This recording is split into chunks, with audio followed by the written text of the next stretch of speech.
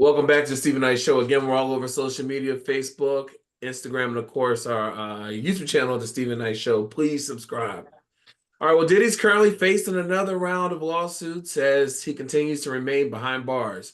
According to Variety, the Busby law firm filed 5 new lawsuits in Southern District of New York Sunday night, and 2 additional lawsuits were filed in Las Vegas and Los Angeles.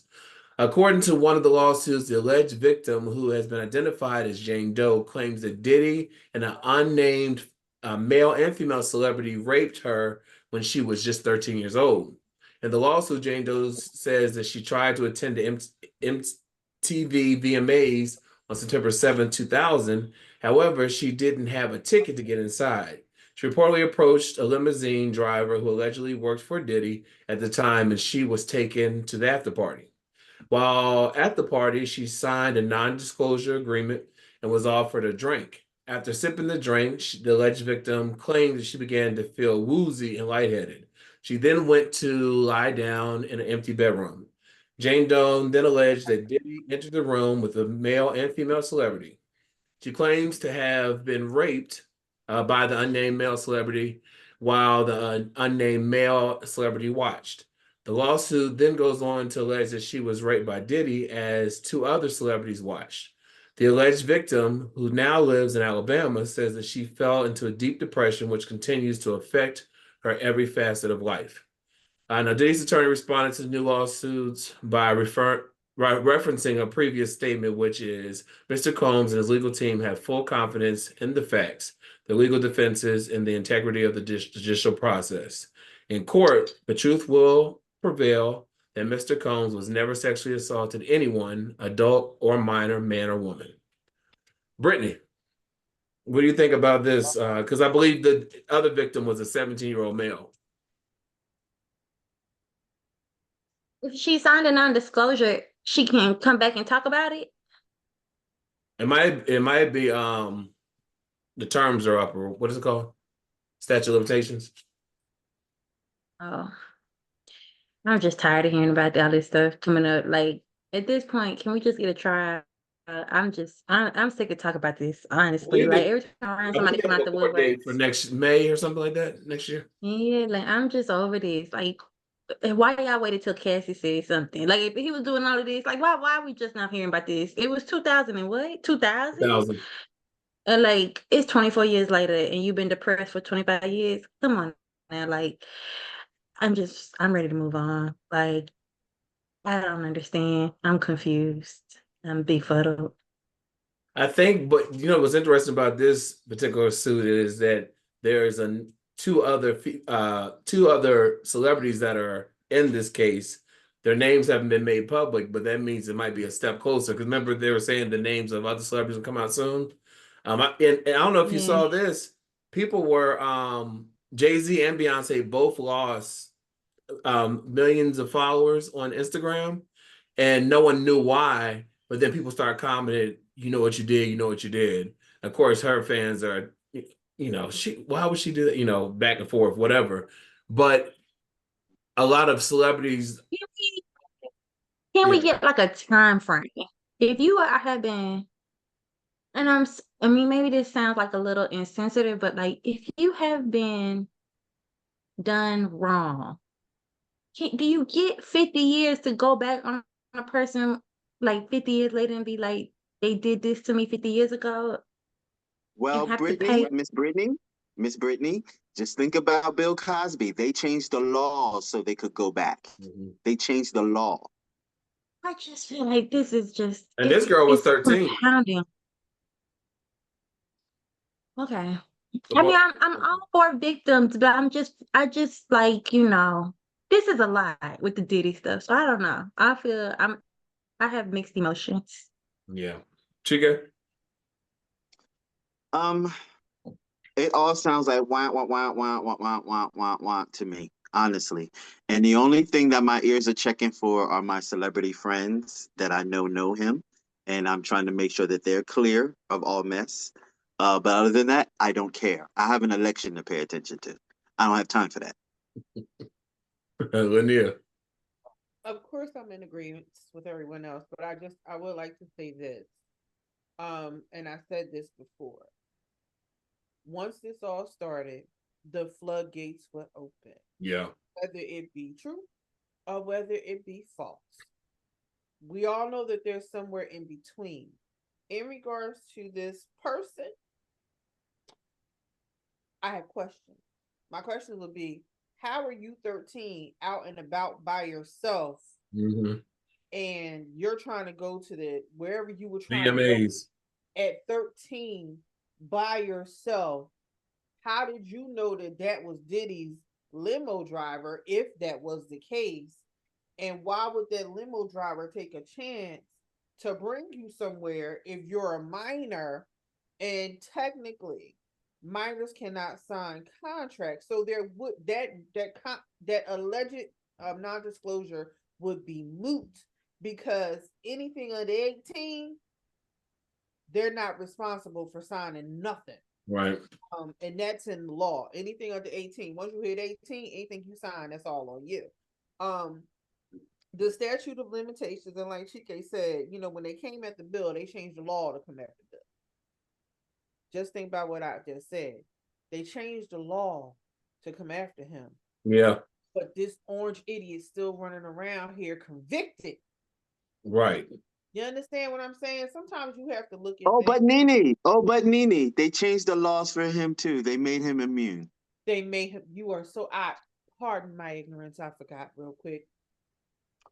They changed the law for him too, so it could work in his favor. But some NDAs do have lifespans. However long that perpetuity. Some are in perpetuity, some have years. But if this allegedly happened and this person was 13, it would be moot because they were a minor. All right. Well, member. Wait a minute, Stephen. Wait a minute. Hold on. I'm sorry. You weigh in. What about you, sir? I agree. We knew the floodgates were going to open as soon as these accusations start coming out. And it kind of, his mother spoke out. We talked about it in the show. And it's almost what she said. She said, just because he did some of these things doesn't mean he did all of it. And she said, I don't think he's the monster they're painting him to be. He's not that person. Now, I do think where there's smoke, there's fire. I've always believed that. And I do believe that some of these are definitely true. But I think that this is when everyone starts throwing their name in the hat. Me too, me too, me too, me too. And unfortunately, public opinion doesn't make it for a fair trial once they go to court. And so I just hope that the truth does come to light. I saw something the other day, Fonzeworth Bentley and his wife, they just celebrated, I think, 14 years of marriage. And I saw it on X and people were commenting, oh, I thought he was at the Diddy parties. I thought he was this. He was married when he was on our show back in 2000. Yes, he has since left that whole life. Yeah. And so, but I have a question.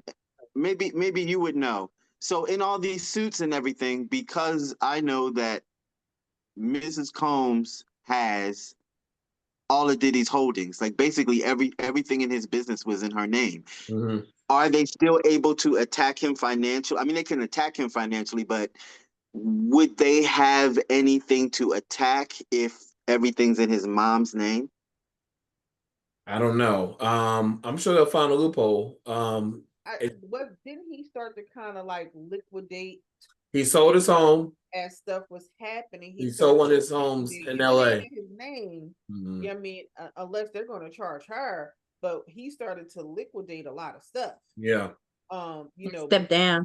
Yeah. He stepped down from like revolt and stuff like that. Stepped down from a lot because all that stuff would have been affected. Exactly. He started this unless they find something somewhere, that has his name on it, you can't hold someone else liable. Yeah. He transferred everything to his mom. You can't hold her liable because she's not the one that's being charged, investigated, whatever. She's not the one being held responsible. He is. Right. So, they can try. They'll probably try to get blood from a turnip, but from him, if he started liquidating the way that I think that he did, they're not really going to see nothing. Yeah. DJ Envy, he did an interview recently, and he said that he doesn't think it's fair that Diddy's still in jail, that they let him out on bond, and how they're releasing so much information prior to trial. I do think They that that's want him to be unfair. Like, guilty in the court of public opinion. Right. how are you gonna find a fair jury? Like, if with all of this That's what I'm saying. perception, you are not gonna find a fair jury. That's what I'm And saying. it's just disappointing because he was blessed with so many opportunities that he would even allow himself to get in this position. Like, if you're gonna be a freak with consent in a certain arena. Like, Because they he could have have still been clubs. a freak as long as he Yeah, in minors and you all. can't. Yeah. Like, I'm just like, yeah, it's just disappointing that he would allow his position of power to be threatened like this. Yeah. And if he did drug these people, he didn't need to drug. You know how many women probably were throwing themselves at Diddy? He didn't need to do all that. We'll see what happens with that. Well, a member of the hit-making band One Direction, Liam Payne reportedly passed away last week with a variety of drugs in his system, including pink cocaine, also known as Tussie. If you can recall, the artist fell to his death from a hotel balcony and was found unconscious following his plummet to a courtyard. According to ABC News, the toxicology report revealed that drugs in his bloodstream at the time were included I can't pronounce it, some medication, crack, and pink cocaine. Consists of methamphetamine, ketamine, and ecstasy. And Lamar Odom said that he once took pink. He recently came out and said he took pink cocaine and it caused him to hear voices. So a lot of people think he hallucinated before he fell off the balcony. But it was interesting because he was in Argentina, and he had posted earlier that day, a beautiful day in Argentina. But I also read that he couldn't leave because of some trouble that he had gotten in or something. He couldn't leave Argentina, so he was still there. His girlfriend had left, but they said earlier that day he was acting very erotic and kind of sad, very sad. But what are your thoughts on when you heard this? I know a lot of people online were saying that their childhood is ruined because they loved them back when they were like 11 or whatever. Brittany, did you follow One Direction? No, I have like an old, so I don't even know who this guy is. I had to look up the pink cocaine. I had never heard of it. I asked someone of this. What's pink cocaine? Yeah, Yeah. they were like saying it's like a cocktail, or like Yeah. meth, ecstasy, and stuff like that. So They said Diddy had it. They said that he had the free calls. Yeah. They didn't do it. Wild boy. So this is my thing. Like with these, especially these young groups. Yeah. You watch enough documentaries about these young groups. I don't think any of them were untouched, including our beloved New Edition. None of them were untouched, and so we get to hear about these behind the scenes of these groups. But what are people doing to change it? What are people doing to protect the children in show business? Yeah. You hear about your Lindsay Lohans, you hear about your Britney Spears. As children, they come in contact with danger, but no one's around to protect them. Mm-hmm. So when things happen to them when they're younger, they carry that with them into their adulthood, and then it starts to manifest. This isn't something new that he was struggling with. This is something that's been there. Yeah. And it led to this. And he was So talking we need about to think mental more health. about, Mm-hmm. yeah, we need to do more about protecting the children. And being in show business as an adult, Stephen, as an adult being in show business, it's not easy. So imagine being a child having to deal with the stressors of being in show business. It's, wasn't there that whole documentary on like Nick Jr. kids or Nickelodeon or Disney kids or Yeah. something where they were yeah, talking about? yeah, It was like that whole yeah, documentary on them. But that's why yeah. people give those like Brandy's mom, Rachel and Brandy's mom, Sonya, they give them a hard time for being those momagers, and they need their parents there. They need that discipline there because these people are just see you as money, honestly. Linnea, what are your thoughts? To your point, they need a functioning, Yeah. responsible Yeah. parent there, because just what Brittany just brought up with the whole Drake Bell situation, it was his mother who fed him to the wolves. Yeah. It Yeah. was his mother. she fed him to the wolves for the money. And, he still lives with that to this day. And he's had issues of his own relating to that. And there's a clip I saw of Little Richard, and this was before he was Little Richard. And he said, when you get into this business, if you don't have people in your corner and you're not grounded, they ply you with everything that you could think of and more, just to keep you under their thumb. Yeah. And he's talking about, whether it's drugs, everything. He said they ply you with everything. Yeah. And so we're not going to act like, and I feel like me and Chike mentioned this before. People live for Studio 54. Oh yeah. They live for it. They was free flowing with it, baby. Like they live for that. Like you get in there and it's just, so people doing what they do now, this ain't nothing new. Right. Especially in that hemisphere. But to Chike's point, you go in, especially when you're a child star. They go in, they are sheep among these wolves. Yeah. And they are touched every which way. That's why people end up in conservatorship, because they have gone and lost their minds because they're dealing internally. They haven't dealt with whatever happened to them because no one was there to protect them. Yep. That's what we're dealing with. But when it's the adults, that's a whole other story. It's true. And you brought up a good one. You brought up Miss Sonia Norwood, but even before Brandy, I'm gonna go all the way back to, and because Linnea brought up Studio 54, I'm gonna bring up Miss Brooke Shields. She was probably the first child that went through, and she was around during Studio 54. Yeah. Miss Nothing Becomes Between Me and My Calvins. She was only 15 years old. Yeah. But her mom was her manager. Mom was there. Yep.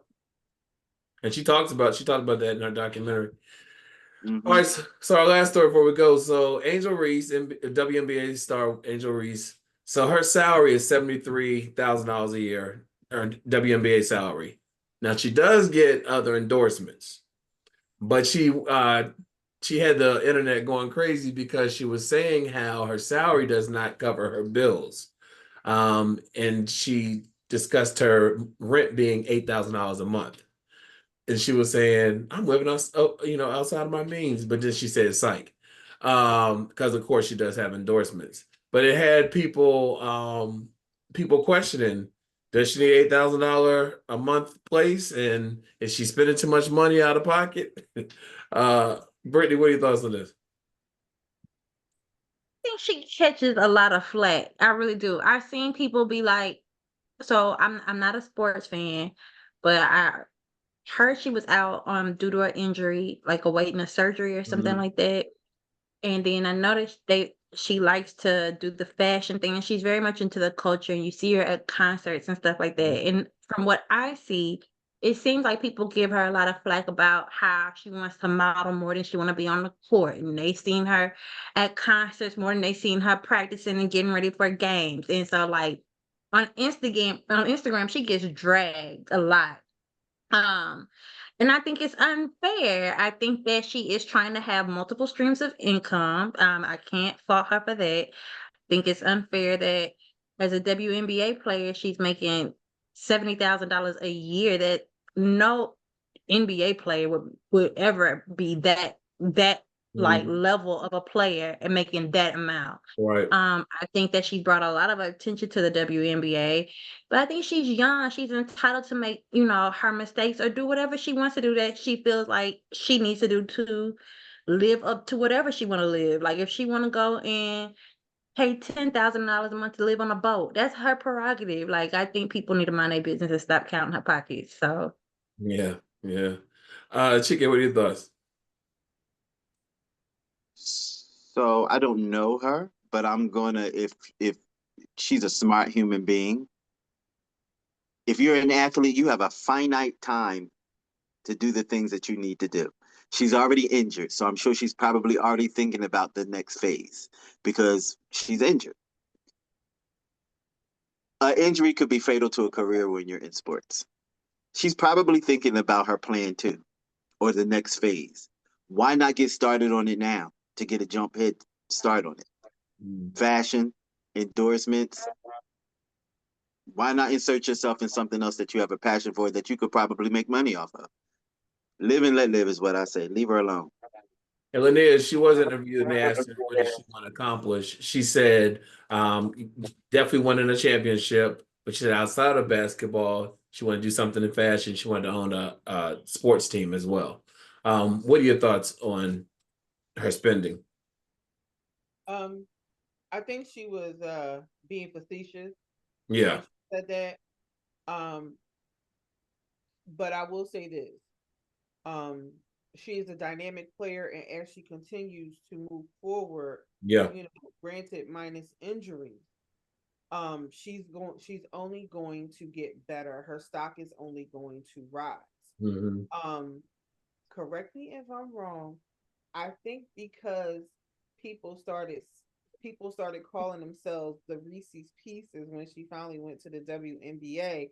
She got an endorsement with Reese's Pieces. Mm-hmm. And she has endorsements, yeah. So she has endorsements. So that $73,000 is only one component of her life, and we also have to take into account she is just not a basketball player. She is a whole human being who has other interests. Right.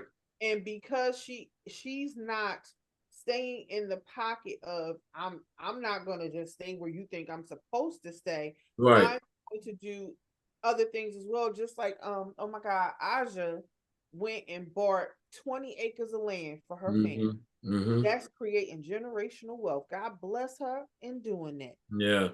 These players now are doing things, and she's rapping. Like these players now are doing things that the players that I knew growing up did not have an opportunity to do.